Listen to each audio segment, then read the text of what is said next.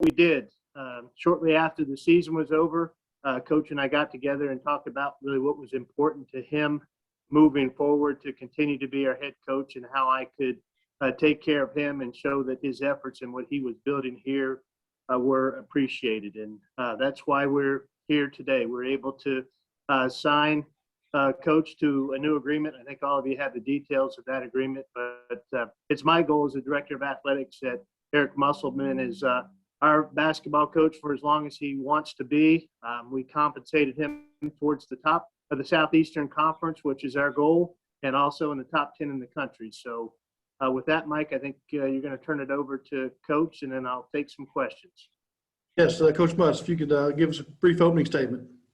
Yeah, no, I mean, I can't, myself and my family, we can't be more thankful for, Hunter believing in us, and Chancellor Steinmetz, and all the people that Hunter thanked, not just for myself, but for my wife, Danielle.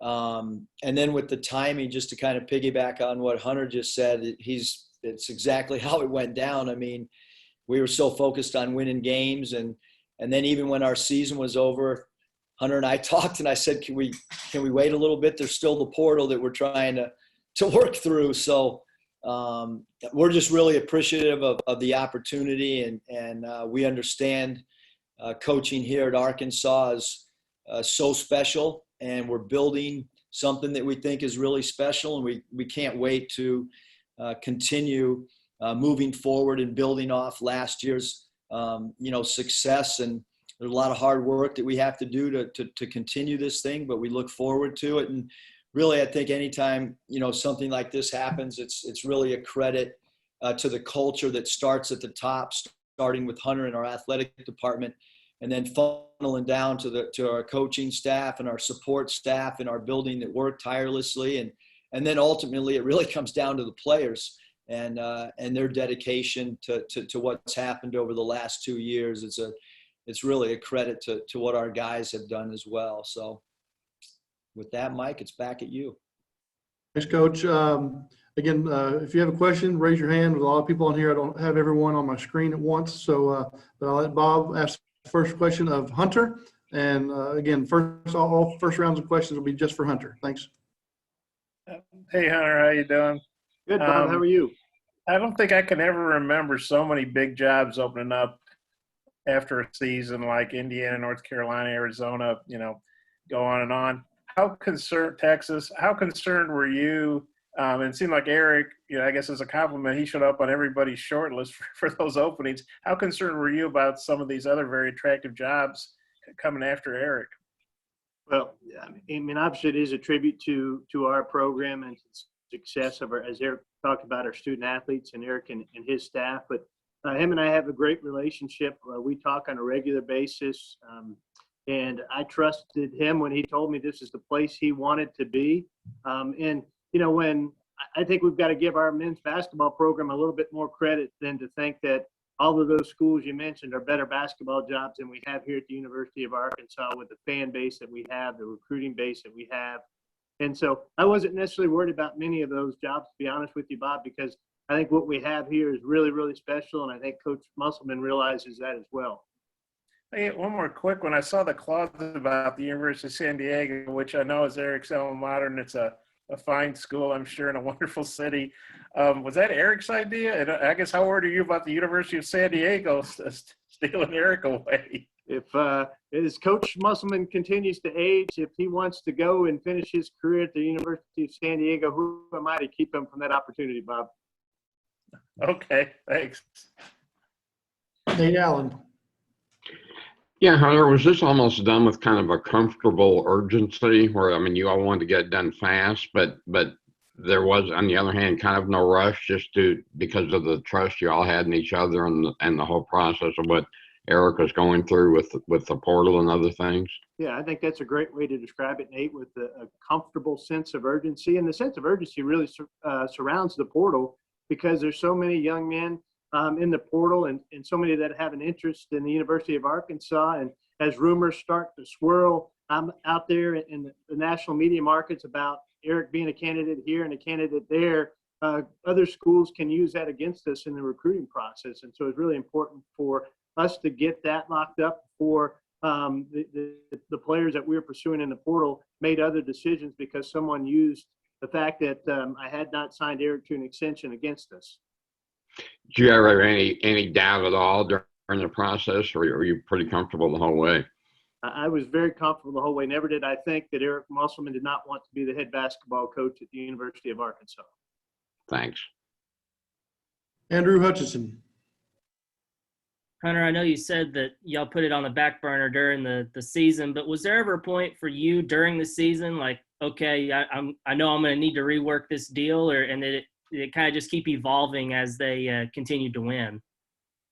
Yes, Andrew, it did. You know, I mentioned earlier, I think the Razorback Foundation donors, because many of them stepped up. I mean, we're still in the middle of a pandemic. We've had a really tough year financially, as many schools across our country have had, because we've had reduced capacity. So our budget's down about $35 million in revenue. And so about during the middle of February, I started touching base with some of our donors that I know had a specific interest in our men's basketball program and had a liking for Eric and the direction he had our program, and just said, hey, I may be calling on you as we get to the end of the season because I may need your help in making sure we take care of Coach Musselman the way we're going to need to take care of him to retain him. And so we started formulating that plan, myself and the Razorback Foundation, and you know, it continued to grow a little bit as each time we won in the NCAA tournament, and that's the cost of success, which I'll take that anytime.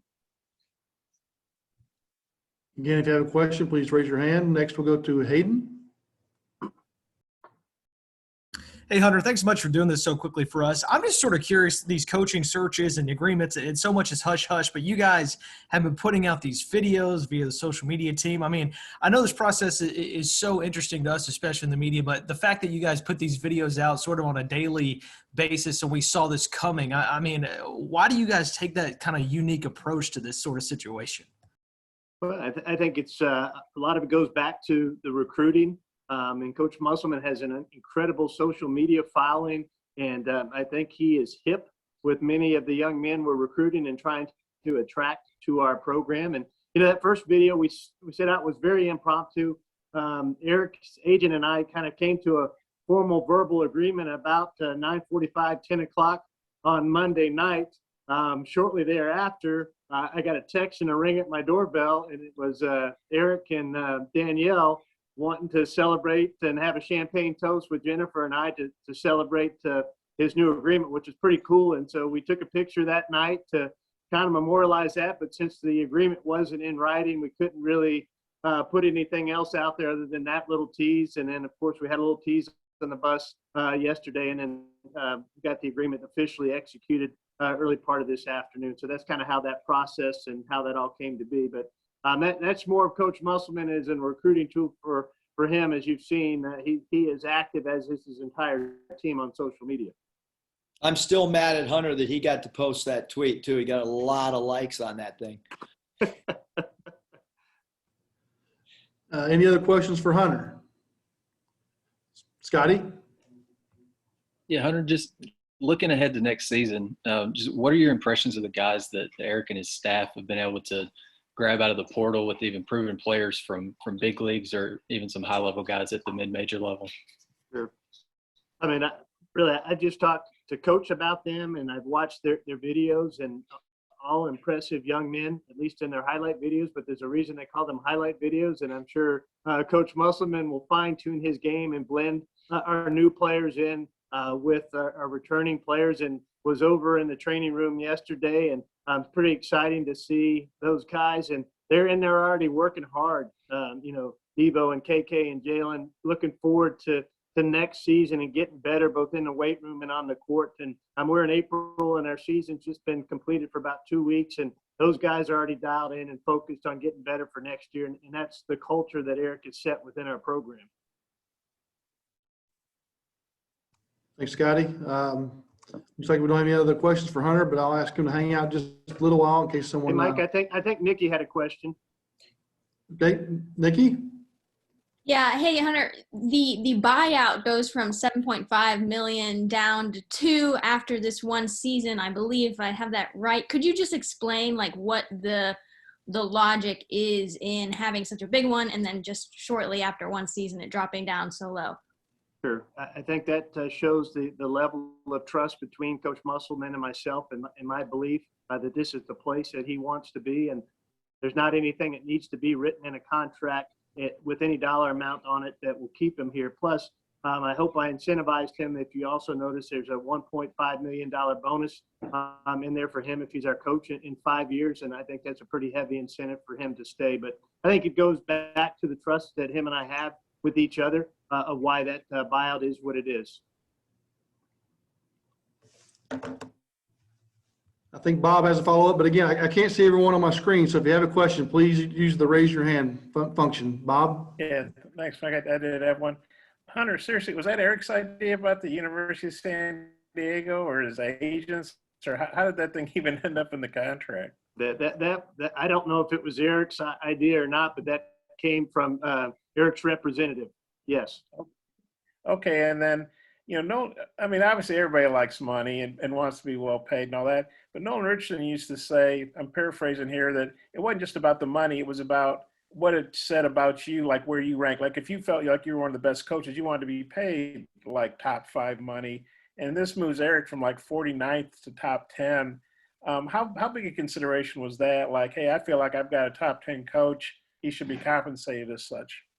Well, I knew we didn't have the 49th best coach in the country, and I knew we didn't have the 13th best coach in the Southeastern Conference, Bob. And Coach Musselman deserved to be paid. And I think as I look at through the USA Today research, that this puts him in the top 10, in the top 3 or 4 in the Southeastern Conference. And I think he's where he should be now. Thanks. If you don't have any other questions for Hunter, again, I'll have him hang out for just a little while, and we'll turn it over to questions for Coach Muss. And again, we'll let Bob start us off. And please use the raise your hand function if you have a question. Yeah, hey, Eric, congratulations. Yeah, what I just asked Hunter, I mean, obviously you want to make money for yourself and your family and take care of them as best you can, but was it important to you that your salary reflects, the job you're doing?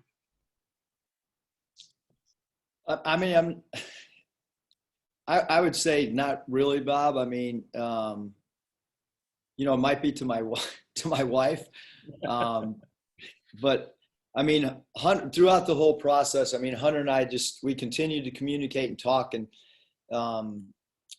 certainly, I think everybody, wants to, feel appreciated, and I felt much appreciated before this contract got done. So. My family and I are, more than happy and grateful. But we did feel that way, prior to. I mean, Hunter said it, this is a great basketball job. Feel really fortunate to have given, just to get the opportunity 24 months ago. So I guess the biggest thing is just, we're appreciative. My wife's happy here. We're happy here. And we're just happy that Hunter believes in us moving forward. And I know you probably don't want to mention specifics, but how many schools did your agent hear from, about, hey, we want to see if Eric wants to be our coach? I mean, not many, because he knew how I felt. And look, I mean, I love being here. My wife loves being here. My daughter, my son on staff. When you coach whether you're coaching in the NBA, it comes down to, to your owner and your general manager. And in college, a lot, it comes down to your chancellor and your president and your athletic director. And just being able to have a communication line like I do with Hunter is more than valuable. And then just the Razorback brand nationally. I mean, right now, coming off the season that we just had and laying the foundation that the student athletes did last year in year one, we have a really, really strong brand nationally. And there was a strong brand before I got here, and there'll always be a strong brand. So to me, this is a premier job, and in a very, very short time. We've met a lot of friends too outside the athletic department that make it a really comfortable place for my wife and daughter. And so, I mean, there was, some maybe calls, Bob, but nothing that, nothing that was anything more than that. It was really about how do Hunter and I come to an agreement that everybody feels comfortable with. It was the San Diego clause. Was that your idea? Was that just kind of a nod to your alma mater, or what's the deal with that? I think that's a great phrase, a nod to my alma mater. And I got to be honest with you guys. I have a group thread. There's 9 of us that all played together, and they're going to be really happy when they see that, because no one thought that I would actually put that in there or ask Hunter to put it in there. So there's a lot of burritos that are owed to me when I go back for a 3 or 4 day vacation in San Diego. And yes, it was just kind of a nod to, to the place that I went to school. And I don't think that University of San Diego is going to be competing with the Arkansas Razorbacks.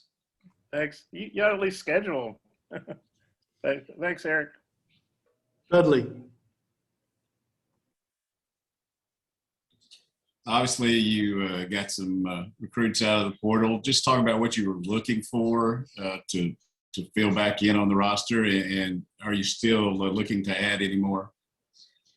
Yeah, Dudley. I mean, I think that we wanted to try to get some guys that would fit in with some of our returners. Obviously, the way that Devo Davis ended the season and the way that Jalen Williams ended the season, for the entire season, JD Notae proved that he had incredible scoring ability, and obviously Connor Vanover had a really good start to the season. So we just kind of took all these returning pieces and then tried to go out and find guys that would really complement them. And we really felt like we wanted a dynamic guy that could score the ball at that point guard position. And obviously we feel like Chris can do that for us because he's a proven player in the ACC. And then DC Tony's a guy that is so versatile. He's great in transition. He's long, he's athletic. He can play the 2, he can play the 3, he can play the 4. He fits in our transition offense. He's a much improved 3-point shooter. And then Stanley, same thing, a guy that can play multiple positions. And we lost a lot too. I mean, Justin Smith was really important to us, and Moses Moody. And I just feel like Jalen Tate's role. So we needed some veterans and some guys that could help. We still have a really young nucleus, and so those 3 guys are really going to be able to help us. And then we're excited about Chance Moore, an incoming freshman, and but we're really excited. I think that we'll continue to monitor what happens with the transfer portal, and even monitor the high school guys as well. But we feel really good with where we are right now, roster wise. And I think a lot of there's a lot of, everyone talks talent, but you want to have really, really good chemistry, and you want roles to align with each other. And right now I feel like we have that. Hutch. Yeah, Coach, I was wondering if you could maybe give us some insight on how the bus video that y'all posted last night came about. Whose idea was it, and who gets credit for that? Social media team. They're awesome. I mean, there's 3 or 4 people that all behind the scenes, whether it's a, in-season football thing that they put, they're awesome. I mean, they're fun to be around. They're creative. I mean, basically they just told Hunter and I what to do, and we just kind of followed suit. Hunter and I can take credit for the picture the other night, but the video is all the social media team. They really are like incredible, and that was all on them, Hutch. And then also with the portal, having guys like Justin and Jalen that have had so much success in doing it at the big stage, like in the Elite 8, does that open more doors? Have you noticed that at all, that, you know, more transfers are interested in Arkansas because of their success? I think so. You know, playing on a big stage, I know that, you know, almost everybody that we've recruited was familiar with, you know, with our run, for sure. You know, maybe not in the regular season, but certainly in the, you know, in the NCAA tournament, that's really helped tremendously. And also with some players, it's hurt because some people are, you know, they feel like the roster's too good for them. And you know what? Those are players that aren't going to fit in our culture anyhow. And then there's other guys that, like, they really want to play in a winning environment. They really want to get better every single day in practice. They're, you know, the guys that have committed to us, they're really excited with playing with Devo and Jalen and JD and so on and so forth. So, but I think there's, you know, when you win, there's a lot of great things, but then there are, you know, a few recruits that maybe, you know, for them, it's okay to play on a roster that maybe isn't looking to aspire, you know, to advance deep. If you want to advance deep or try to advance deep in the tournament, come join us. We're ready for you. Nate Allen. Just sounds. Were you comfortable with the pace that this was done as far as the contract? Where, I mean, it was done quickly, but yet not so quickly that you to distract you from the things you had to do, like the portal and other things. Yeah, Nate. I mean, I would say that, you know, I mean, the timing was, I mean, it was awesome. Hunter allowed us to go build a roster, you know, and you know, if anything, the timing was slightly, you know, put on the back burner because we were trying to build the team, and Hunter understood, you know, while we were playing, we wanted to focus on winning. Once the tournament ended, we were slightly behind in the portal because while we were playing, there was, you know, programs that were recruiting. We weren't able to, you know, we tried to recruit when we were in that bubble, but, you know, it's hard to really get on a Zoom and be focused when you're getting ready to play Baylor. That your Zoom might not quite be as good, or your presentations might not be quite as good if you're trying to advance in that thing. So Hunter was incredible, you know, with his patience and talking to me, and then talking to, you know, to my agent and going back and forth. So I mean, from my perspective, my wife's perspective, the timing was, you know, on a scale of 1 to 10 was a 10 out of 10, because it allowed us to focus on the season, and then it allowed us to focus on the portal. And then once we thought we had our roster stabilized, an agreement got done. I guess too, in retrospect of the Final Four, do y'all get any recruiting mileage out of playing Baylor better than the teams in the Final Four did? You know, I mean, I think that every game is, you know, I think that over the last 2 years, guys have heard me talk about every game's got its own identity, but certainly, you know, once we were eliminated and we got to watch Baylor play the next 2 games, you know, I think it put it in perspective, because a lot of the players were texting me, hey, if we would have made this, you know, 3-ball at this juncture of the game, or how close we were. And, you know, I think really what happened is, you know, we came out, we started off like we always did. We got behind, and we were kind of shell shocked a little bit with the force that Baylor played at. And that's why they're a national championship team. But I've gone back, I've watched that tape way more than I would like to. I've watched that tape way more than my wife would prefer to have me on once the season's over. I'm still living on every possession that happened, and going back through decision-making and substitution patterns and play calls and defensive coverages. But we played Baylor, you know, really tough. We really did. And I know we lost the game and they beat us clearly. But, you know, one shot goes down or one player gets hot, you never know what could happen. But, you know, we lost the game to a better team. Thank you. Hayden. Hey, Coach, congratulations. I was just kind of wondering, a year ago, we're in the very beginning of this pandemic. You're losing your two best players from the season before to the draft, and we're looking at maybe not even having a season to a year from now. You're signing a new contract. Your family's happy. Do you take a minute and kind of think about that at all, or is it just, all right, we're going back to the grind, we're going back to business?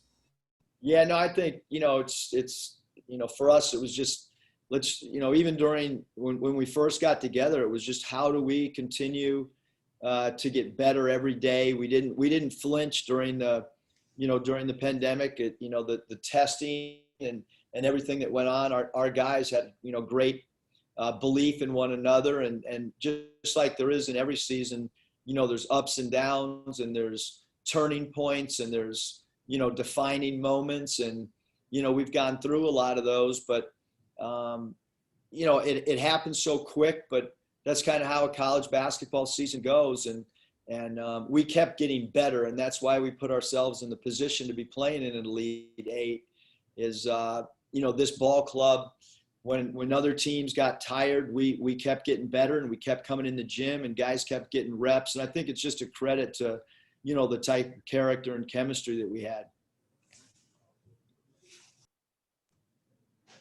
Kyle.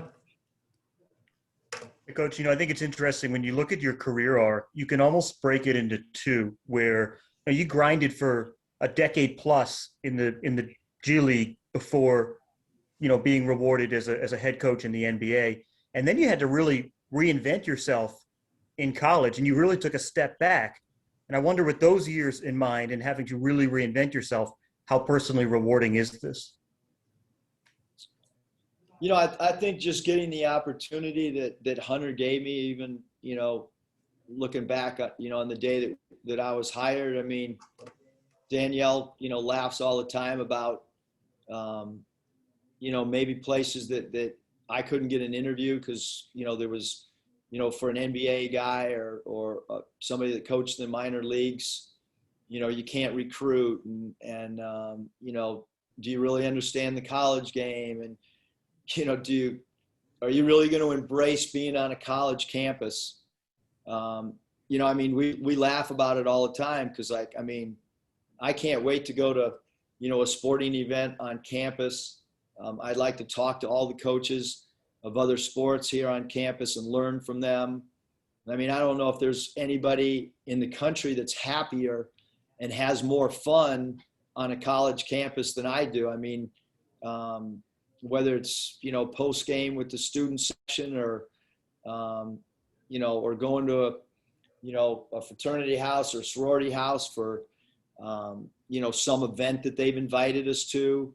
I love being on a college campus. It's just, in life, sometimes certain people are willing to give you an opportunity, and that's up to you and your staff and your players to take advantage of opportunities. And, Hunter's the first one that gave me a Power 5 job. So, the gratitude and we owe it, to him. He gave us a platform to try to go out and be successful at this level. And no one can appreciate, this job more than I have. There's not a lot of coaches that have coached in Dominican Republic and Venezuela and put your ego aside and try to work your way up the ladder when you'd already been at a high level. So I promise you, there's not a coach, there's not a family in the country that's more appreciative of the opportunity, because I've had the highest of highs and I've also had to grind from the bottom up and kind of start my career over. And I think that's also why we've had success too, because of the appreciation. When there's a lot of coaches that maybe haven't been fired before, I know what that feels like. I know you have to look back when you've been let go at a certain place and try to figure out a way to become a better coach and be a constant learner. And so I think all those things have really benefited me throughout my career. Scotty.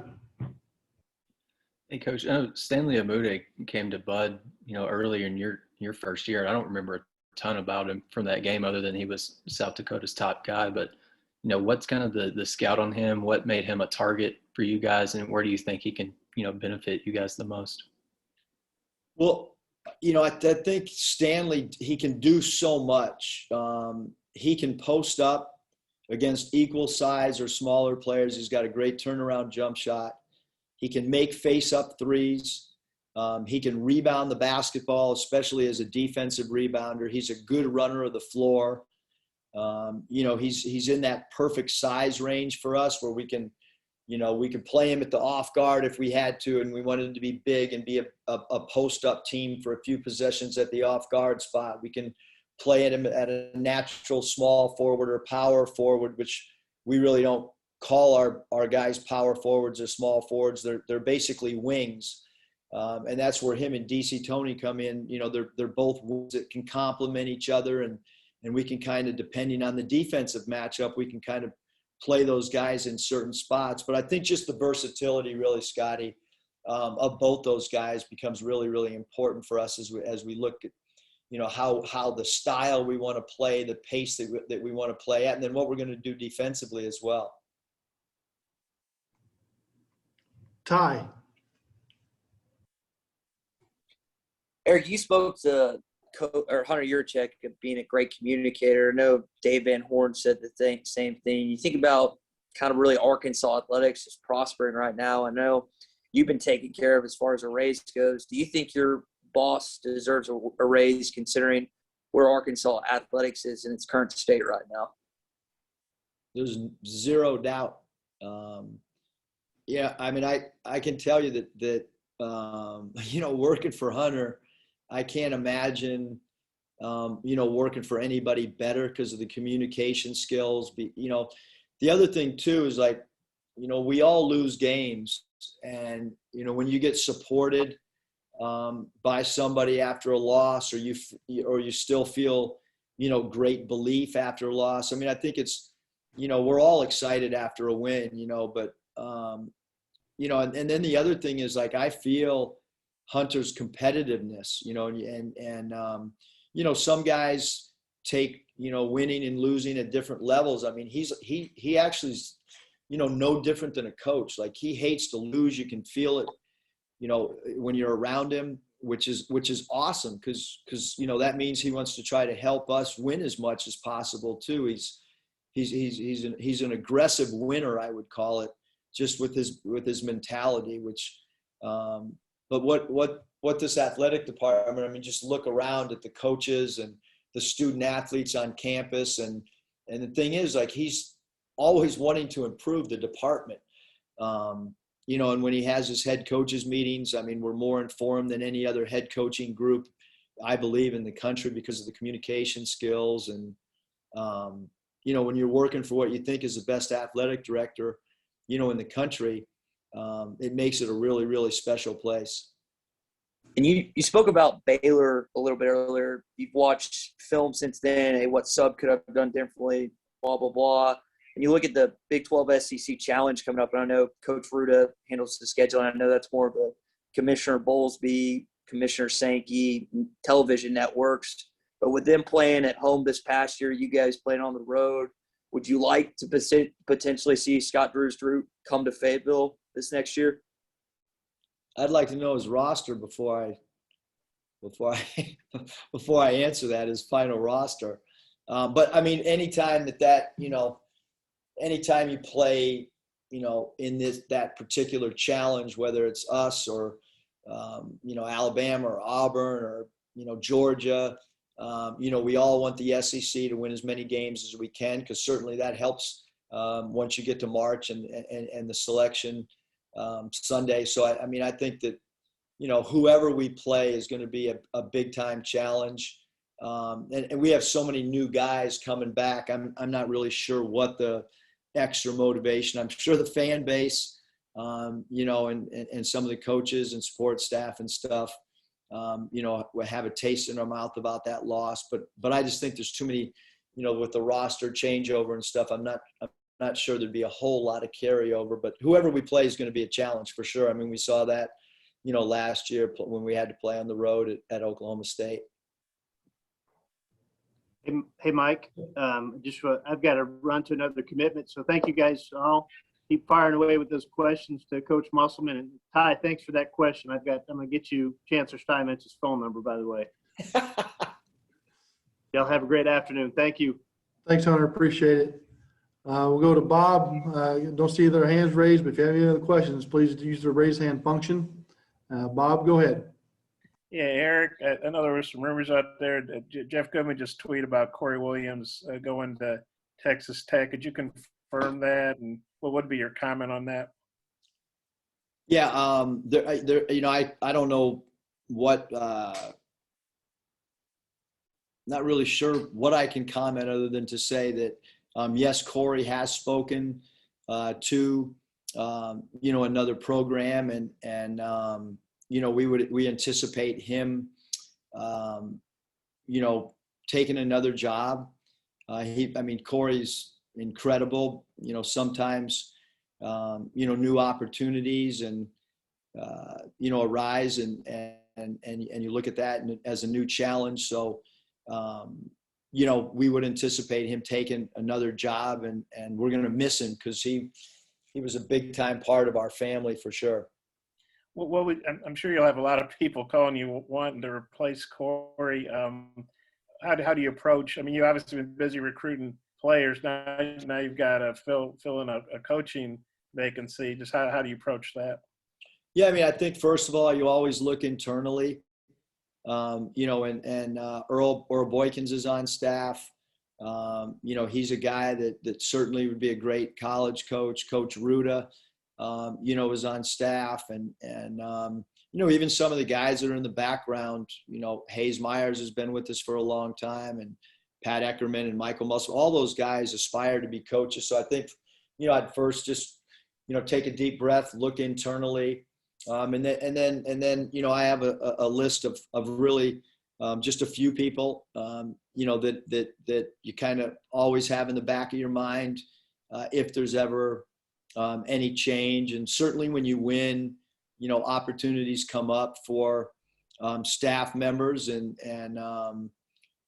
we've had other guys interview for head jobs that are on staff. And we've had, there's been a lot of interest in a lot of people on our staff, which is a great thing. Everybody, when you, it's a great example of when you win, how everybody kind of benefits. And so, we'll just take our time, but move as quickly as we can, on having a full staff. Do you have a timetable for, I want to have this person in place by such and such a date? Not really. I think that, in the portal, I'm probably the lead recruiter. And so that's not going to change. It's Danielle and I haven't gone on a vacation. The season's over. I've been in working on Saturdays and Sundays. So I'll continue to be the lead recruiter for the portal. It'll probably always be that way. I think that I need help when we get to the high school. And certainly we need help in the portal, but now that we're, our roster's taken shape, I don't think we need to be in a huge hurry. Obviously, we have finals coming up and we're not going to have our players do anything on the basketball floor while finals is coming. And then obviously they get a little bit of break and then we come back right around May 24th. And that, May 24th is when we get back in this gym and we start a journey, that's really going to begin once that first semester of summer school starts. I've got one more kind of a fun one, although I'm sure all my questions are fun for you. Was it you or Danielle that decided to go over to Hunter's house? And did you guys bring the champagne, or did Hunter have a stash there in his wine cellar or whatever? Or how did that whole thing come about with you guys going over there and having the toast? Yeah, we were kind of waiting on word that that it was kind of final. I feel uncomfortable talking about stuff, and Hunter and I had an initial meeting, and then Hunter and our agent kind of talked, and then when we got final word, it was a little bit late. But I actually said to Danielle, let's let's go over to Hunter's and let's just ring his doorbell, give him and Jennifer a quick hug, and then we can head back home. But I just wanted to give him a hug and thank him. And then Danielle said, well, we got to bring champagne. And so we actually stayed a little bit longer and later than maybe what Hunter wanted me to do that night. But we did have a quick celebration and a big hug and a big thank you.